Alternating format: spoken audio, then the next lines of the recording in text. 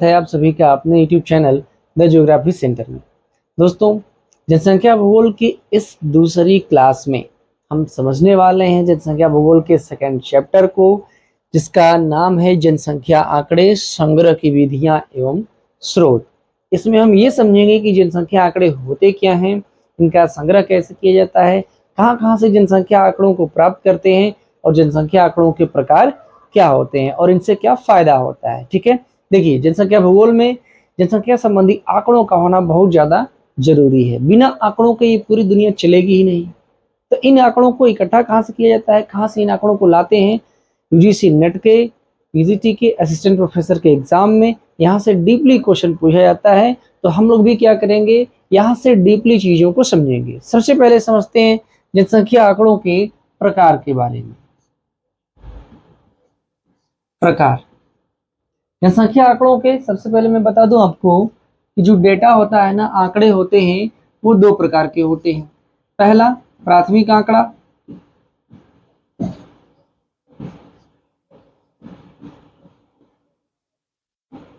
यानी कि primary data,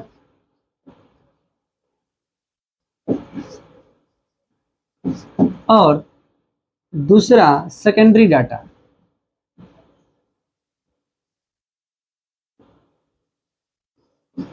ठीक है, यानी कि द्वितीयक आंकड़े, आप इसको नोट कर सकते हैं। ठीक है, primary data and secondary data.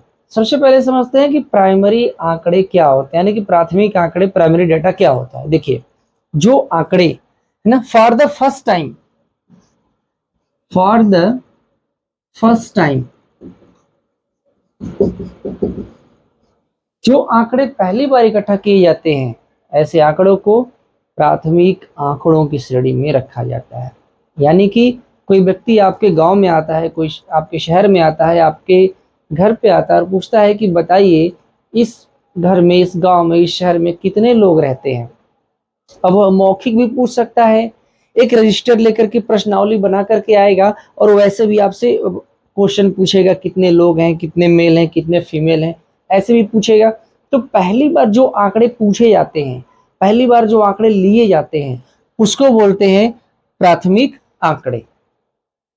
अब वो व्यक्ति उन आंकड़ों को कहीं और भेजेगा। ठीक है, जैसे मान लीजिए कि डिस्ट्रिक्ट के लेवल पर काउंटिंग अगर हो गई, तो फिर वो क्या करेगा ना, उसको उसके आगे भेजेगा। ठीक है, जैसे मान लीजिए जैसे जनगणना हमारे देश में होती है, तो हर गांव से आंकड़े इकट्ठे होते हैं, तो वो प्राथमिक आंकड़े होते हैं। लेकिन प्राथमिक आंकड़ों का जब दूसरी बार प्रयोग किया जाता है, प्राथमिक आंकड़ों का जब दूसरी बार प्रयोग किया जाता है और उससे फिर निष्कर्ष निकाले जाते हैं, तो वो द्वितीयक आंकड़े होते हैं।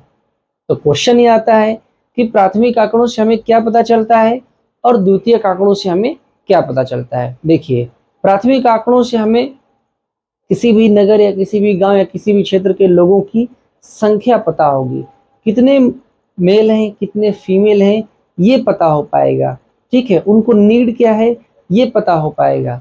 उनको कितनी चीजें मिल रही हैं, क्या सुविधाएं मिल रही हैं, ये पता हो पाएगा। ठीक है, किसी भी प्रकार का स्टैटिस्टिकल डेटा नहीं प्राप्त होगा, जैसे जन्म दर, मृत्यु दर, ये सब नहीं प्राप्त हो पाएगा।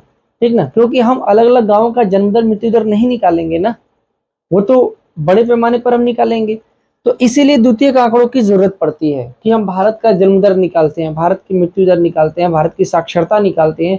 तो प्राथमिक आंकड़ों को पहले इकट्ठा करते हैं, फिर उसका एनालिसिस करते हैं और उससे फिर द्वितीयक आंकड़ों को जारी किया जाता है। तो जन्म दर, मृत्यु दर, साक्षरता, लिंगानुपात, ये सब आंकड़े द्वितीयक आंकड़े होते हैं। ठीक है, अब हम ये देखते हैं कि प्राथमिक आंकड़ों को इकट्ठा कैसे किया जाता है, क्या क्या तरीके हैं प्राथमिक आंकड़ों को इकट्ठा करने के। ठीक है, तो वन बाय वन हम समझेंगे प्राथमिक आंकड़ों को इकट्ठा करने के तरीकों के बारे में। ठीक ना, देखिए, तो पहला तरीका है मौखिक सर्वेक्षण,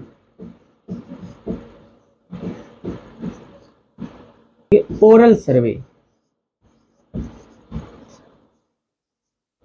दूसरा तरीका है प्रत्यक्ष व्यक्तिगत सर्वेक्षण।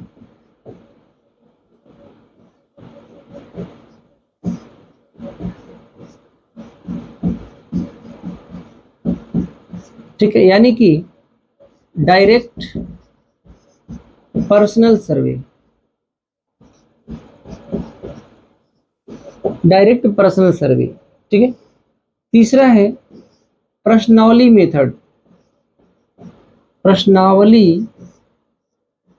विधि, ठीक है, यानी कि क्वेश्चनर मेथड।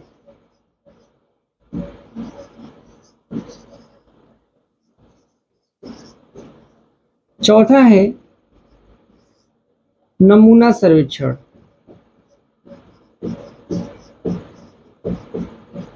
ठीक है, नमूना सर्वेक्षण यानी कि सैंपलिंग।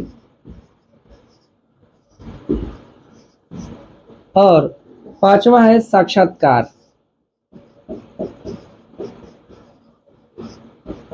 इंटरव्यू। ये कुछ तरीके हैं प्राथमिक आंकड़ों के संग्रह करने की। तो हम ये लिख सकते हैं ना, प्राथमिक आंकड़ों के संग्रह की विधियां। आप एक हेडिंग यहां पर लिख सकते हैं, ठीक ना, संग्रह की विधियां।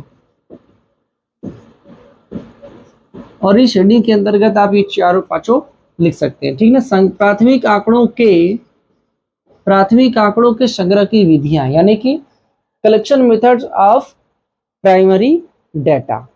तो कलेक्शन कैसे करते हैं? सबसे पहली बात मौखिक सर्वेक्षण, डायरेक्ट ओरल सर्वे कर लेते हैं, ठीक है।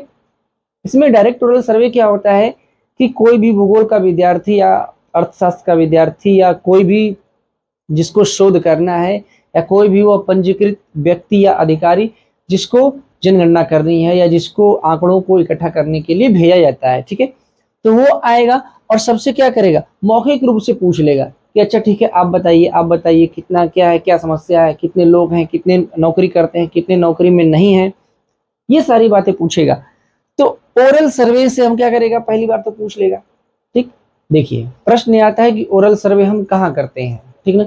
अगर कोई बहुत बड़ा इलाका हो, यानी कि सर्वेक्षण का क्षेत्र अगर बहुत ज्यादा बड़ा होता है, जब सर्वेक्षण का क्षेत्र बहुत ज्यादा बड़ा होता है तो ओरल सर्वे को प्रमुखता दी जाती है। क्यों? क्योंकि भाई क्षेत्र अगर बहुत ज्यादा बड़ा है तो कितनी काउंटिंग की जाएगी, ठीक ना। अभी मैं इसकी विश्वसनीयता पर चर्चा करूंगा कि वो विश्वसनीय होगा कि नहीं होगा, उसको हम लोग डिस्कस करेंगे इन दोनों को समझने के बाद में, ठीक है। दूसरा है प्रत्यक्ष व्यक्तिगत सर्वेक्षण। अगर सर्वेक्षण का इलाका बहुत छोटा होता है, जैसे कोई बहुत छोटा सा गांव हो जिसमें केवल 30-35 घर हों, तो वहां क्या करना चाहिए, तो वहां प्रत्यक्ष व्यक्तिगत सर्वेक्षण होगा, डायरेक्ट पर्सनल सर्वे होगा, ठीक है ना। हर व्यक्ति से जाके आप मिल सकते हैं उस गांव में, क्योंकि गांव छोटा है, लोग कम है, तो आपको ज्यादा समस्या नहीं आएगी, ज्यादा कठिनाई नहीं आएगी और ज्यादा टाइम भी नहीं लगेगा, ठीक है। इसके बाद होता है प्रश्नावली विधि, क्वेश्चनर मेथड। आप क्या करते हैं, रजिस्टर पे पन्ने पे क्वेश्चन बना लेते हैं कि हमें प्राथमिक आंकड़ों को किस तरीके से इकट्ठा करना है, ठीक है। आप ऐसे बना लेते हैं कि हमें प्राथमिक आंकड़ों को किस तरीके से इकट्ठा करना है, क्या क्या क्वेश्चन हमें लोगों से पूछने हैं, उनके घर बाइक है कि नहीं है, उनके यहाँ दूध आता है कि नहीं आता है, ठीक है, उनके यहाँ राशन कितना खरीदा जाता है, उनके घर में कितने लोग जॉब में हैं, उनके घर में कितने बूढ़े हैं, कितने बच्चे हैं, ये पूरा बना लिया जाता है। तो इस विधि को बोलते हैं प्रश्नावली विधि, क्वेश्चनर मेथड। इसके बाद आता है नमूना सर्वेक्षण, सैंपलिंग। अगर सर्वेक्षण का इलाका बहुत बड़ा होता है, ठीक है, अगर सर्वेक्षण का इलाका बहुत बड़ा होता है मतलब बहुत ज्यादा विस्तृत होता है, तो होता क्या, वहां हम सैंपलिंग कर लेते हैं, ठीक है, नमूना सर्वेक्षण कर लेते हैं। सैंपलिंग का मतलब कि जैसे मान लीजिए कि फूड सिक्योरिटी डिपार्टमेंट के लोग किसी मिठाई की दुकान पे जाते हैं, है ना, रसगुल्ला वगैरह तमाम प्रकार का वहां रखा गया है, अब उनको चेक करना है कि ये मिठाई ठीक है कि नहीं है, सही है कि नहीं है, तो क्या करते, वो सारा मटेरियल थोड़ी उठाते हैं, उसमें से 2-4 पीस उठा लेंगे, उसको बोलते हैं सैंपलिंग, ठीक है। पूरी दुकान नहीं लेकर के चले जाएंगे कि चलो जितना बना है हम पूरा टेस्ट करेंगे, ऐसा नहीं होता, उसमें से कुछ उठाएंगे। तो ऐसे ही सर्वेक्षण में भी होता है, अगर जानकारी हासिल करनी है और इलाका बहुत बड़ा होता है, क्षेत्र सर्वेक्षण क्षेत्र बहुत बड़ा हो, तो क्या करेंगे, सैंपलिंग करेंगे। अच्छा, ये सैंपलिंग 2 प्रकार से होती है, ठीक है, ये सैंपलिंग जो है ना 2 प्रकार से होती है। एक होती है परपोजिव, ठीक, और दूसरी होती है रैंडम। ठीक, रैंडम इसको हिंदी में कहते हैं यादृच्छिक। ये यादृच्छिक प्रतिचयन है और ये परपोजिव है, यानी कि सोदेश्य प्रतिचयन है।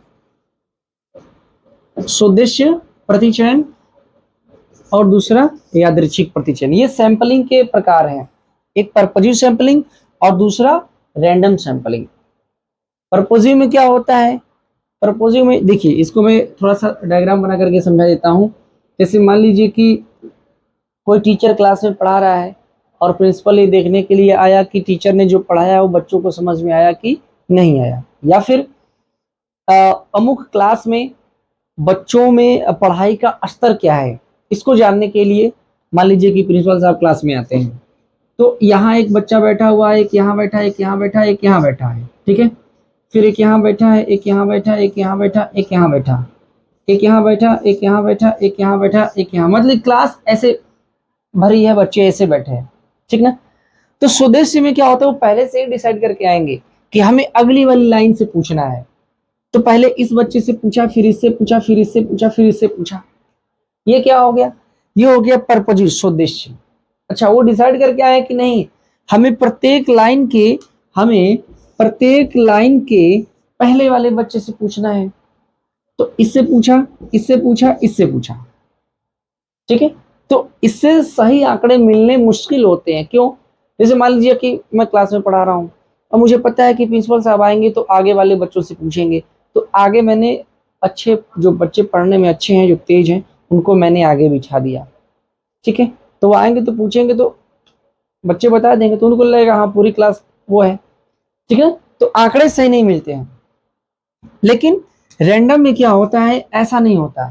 रैंडम में इसको भी उठा सकते हैं, इससे भी पूछ सकते हैं, इससे भी पूछ सकते हैं। अब क्या हुआ, अब उसमें मैं कुछ नहीं कर सकता ना, क्योंकि उनको अब सही जानकारी मिलेगी, सही आंकड़ा मिलेगा, क्योंकि मुझे पता ही नहीं कि वो कैसे पूछेंगे। तो यादृच्छिक में, रैंडम सैंपलिंग में क्या होता है, विश्वसनीय आंकड़ों पर विश्वसनीयता बढ़ जाती है, ठीक है।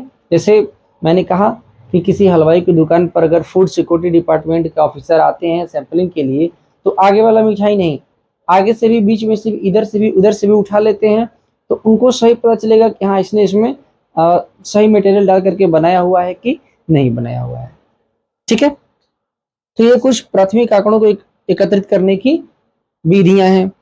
पांचवा है साक्षात्कार, इंटरव्यू। डायरेक्ट हम लोगों से जाते हैं और उनसे पूछते हैं, ठीक ना, साक्षात्कार लेते हैं बैठा करके, बताइए क्या दिक्कत है, क्या बात है। आपने बहुत सारे इंटरव्यू वगैरह देखे होंगे, सेम वही चीज समझ लीजिए कि आंकड़े हमें कैसे मिलेंगे, सामने वाले के बारे में जानकारी कैसे मिलेगी। क्लियर? तो उम्मीद है कि ये चीज आपको समझ में आ गया होगा। अब हम यहाँ से बात करनी है सेकेंडरी डाटा, यानी कि द्वितीयक आंकड़ों की। तो द्वितीयक आंकड़ों को संग्रह की विधि हम देखेंगे। संग्रह की विधियां द्वितीयक आंकड़ों के, ये द्वितीयक आंकड़ों के लिए है भाई, ठीक ना, द्वितीयक आंकड़ों के संग्रह की विधियां, ठीक है, फॉर द सेकेंडरी डाटा, ठीक है। सेकेंडरी डाटा ये जो है, हमने ये पूरा क्या पढ़ा है, प्राथमिक आंकड़ों के संग्रह की विधियां, और ये हम पढ़ रहे हैं सेकेंडरी डाटा, यानी कि आंकड़ों को, द्वितीयक आंकड़ों को संग्रह करने की विधि, ठीक ना। तो क्या क्या तरीके हैं, क्या क्या विधियां हैं, या क्या क्या स्रोत हैं, ठीक है, क्या क्या सोर्सेज हैं जिनसे हम इनको कलेक्ट कर सकते हैं, ठीक ना। तो इसके विधियां, अच्छा विधियां या स्रोत आप लिख सकते हैं, ठीक है, विधियां या स्रोत, इसमें भी आप विधियां या स्रोत लिख सकते हैं। कौन सी विधि या क्या स्रोत है, कैसे हमें मिलता है, क्या तरीका है। तो पहला, जनगणना रिपोर्ट,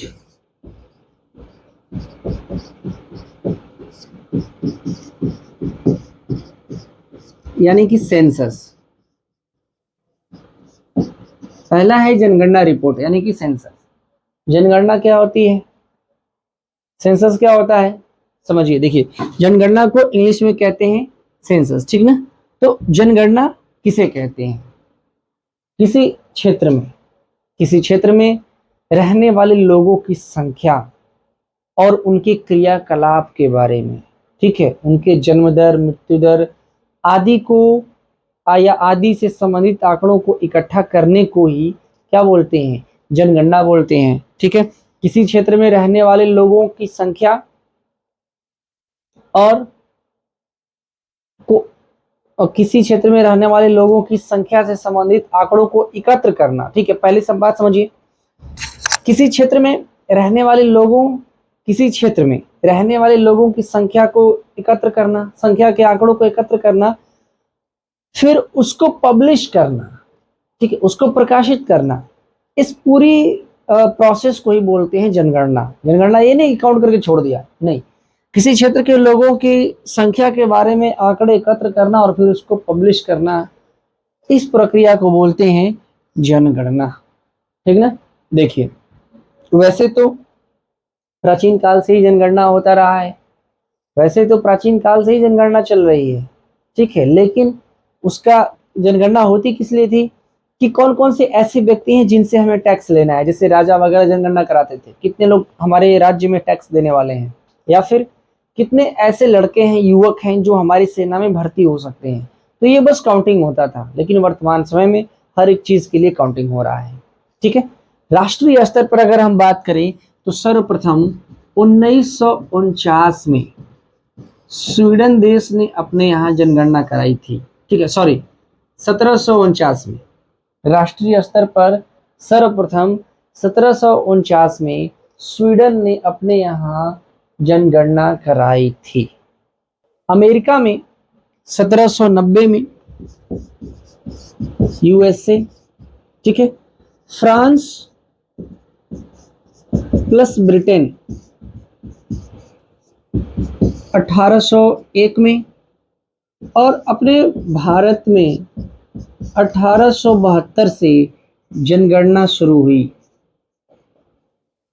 जनगणना शुरू हुई, ध्यान दीजिएगा, 1790 से यूएसए में शुरू हुआ और फ्रांस ब्रिटेन में 1801 से, भारत में 1872 में जनगणना स्टार्ट हुई थी। अच्छा, देखिए, कई सारे प्रश्न यहाँ से पूछे जाते हैं जिसको जानना जरूरी है। भारत में सबसे प्रथम जनगणना 1872 में शुरू हुई, लेकिन इस जनगणना में भारत के सभी क्षेत्रों को शामिल नहीं किया गया था। ठीक है, पहली बार जनगणना हुई थी लॉर्ड मेयो के कार्यकाल में, आप इसको नोट कर सकते हैं, लॉर्ड मेयो। उस समय भारत के जो वायसराय थे लॉर्ड मेयो थे। लॉर्ड मेयो के कार्यकाल में भारत की जनगणना हुई थी 1872 में, और नियमित रूप से भारत में जनगणना 1881 से नियमित रूप से हर 10 साल पर, ठीक है, हर 10 साल पर प्रत्येक 10 वर्ष पर की जाती है। आखिरी जनगणना 2011 की है, और इस प्रकार अब तक कुल 14 जनगणनाएं भारत में की जा चुकी हैं। ठीक है, तो ये चीज आप ध्यान में रखिएगा। ठीक है, एक बात और आप ध्यान में रखेंगे कि कुछ ऐसे भी समय रहे हैं जब भारत में हर एक राज्य की जनगणना नहीं हो पाई थी। ठीक है, जैसे कि 1984 में असम में जनगणना नहीं हुई थी, और 1991 में जम्मू कश्मीर में जनगणना नहीं हो पाई थी। ठीक है, बाकी चीजों को आप ध्यान में रखेंगे। तो ये रही जनगणना की बात। जनगणना क्या होती है, कब जनगणना किस देश में शुरू हुई, ये सारी चीजें हम लोगों ने देखी। ठीक, तो द्वितीयक आंकड़े तो हमें पहली बात जनगणना के स्रोत से प्राप्त होते हैं। दूसरा, पंजीयन अभिलेख। पंजीयन अभिलेख, पंजीयन अभिलेख यानी कि रजिस्ट्रेशन रिकॉर्ड्स। रजिस्ट्रेशन रिकॉर्ड से पंजीयन भी 2 प्रकार के होते हैं। आपको मैं बता दूं कि पंजीयन अभिलेख 2 प्रकार के होते हैं। ठीक है, पहला वाइटल रजिस्ट्रेशन,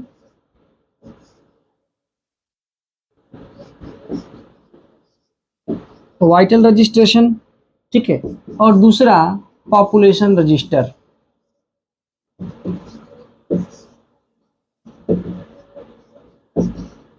अच्छा, एक चीज मैं आपको बता देता हूँ जनगणना में। देखिए, जनगणना तो होती है, लेकिन उसके तो कुछ तरीके होते हैं। ठीक है, जैसे यूएनओ ने कहा है कि भाई इस दुनिया के सभी देश ठीक है ना।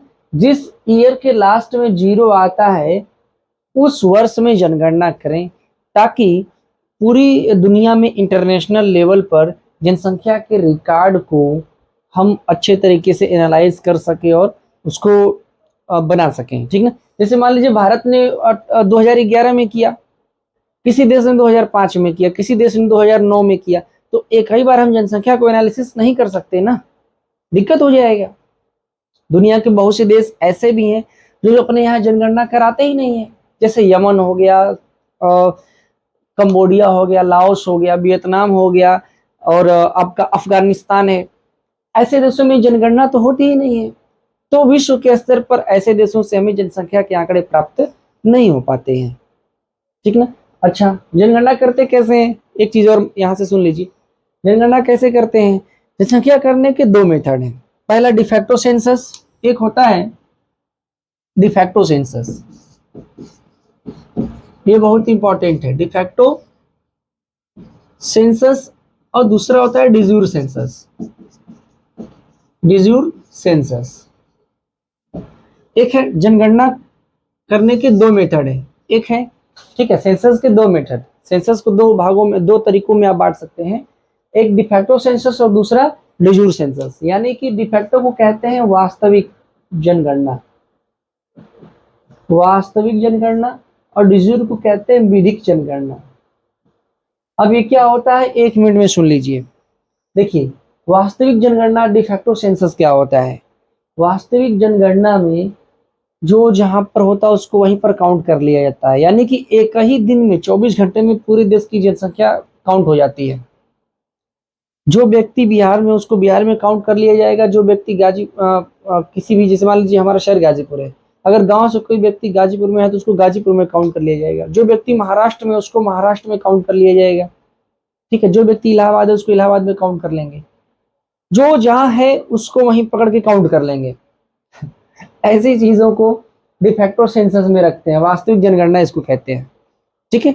लेकिन इसमें बहुत मुश्किल आती है, बहुत समस्या आती है। कोई बस में जा रहा है, ट्रेन में जा रहा है, फ्लाइट में जा रहा है, पहले तो ठीक था, पहले के जमाने में, ठीक है, प्राचीन समय में ठीक था, इतनी चीजें नहीं थी, लोग रास्ते में, है ना। आज दुनिया अगर आप काउंट करेंगे तो लगभग 40% जनसंख्या तो ट्रेवल ही कर रही होगी हमेशा, ऑल टाइम, ठीक है। तो डिफैक्टो सेंसस आज के टाइम में नहीं हो सकता। तो होता क्या है, डिजूर सेंसस होता है, यानी कि विधिक जनगणना होती है।